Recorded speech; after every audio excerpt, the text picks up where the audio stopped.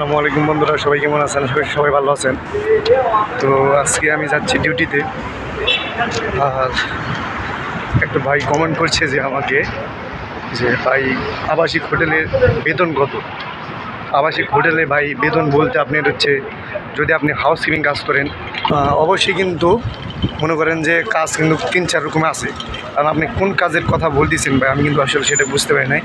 But তারপরে আমি কিন্তু এটা বলে দেবো যে কোন কাজের কত বেতন, ঠিক আছে হয়, এটা আমি কিন্তু অবশ্যই আপনাদেরকে জানিয়ে দেবো।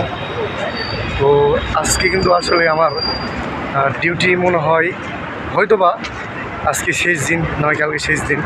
কারণ 2 মাসের কন্ট্রাক্ট ছিল, 2 মাসের কন্ট্রাক্ট কিন্তু পূর্ণ হয়ে গেছে। এর জন্য কিন্তু আমাদেরকে আসলে বের করে দিবে।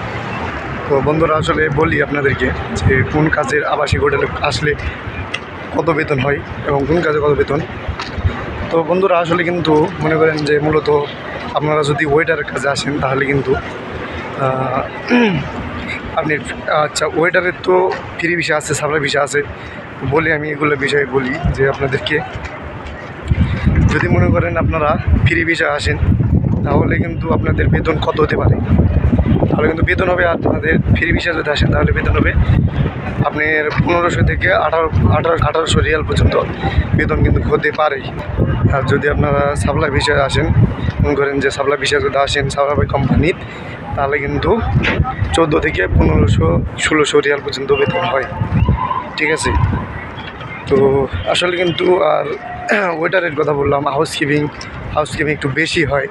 হাউসকিপিংও একই হয়, মাঠ বাগে যারা কাজ করে ওরাও কিন্তু একই বেতন হয়, একটু কম বেশি কিন্তু হয়, ঠিক আছে। একটু বেশি না, একটু কম বেশি হয়। তো সেক্ষেত্রে তাহলে আপনারা যে ভাই যদি বলেন ভাই তাহলে ওই কাজে তো যা ভালো হাউসকিপিং বলেন, তো বন্ধুরা হাউসকিপিং কাজে আসলেও ভালো আপনারা। তারপরে আপনারা যদি মনে করেন যে ওয়েটারের কাজে আসবেন ওটা ভালো, মাতবাগের কাজে আসলে কিচেনের এগুলোও ভালো, কোনো সমস্যা না। কিন্তু বেতন হয়তো বা একটু বেশি কমের।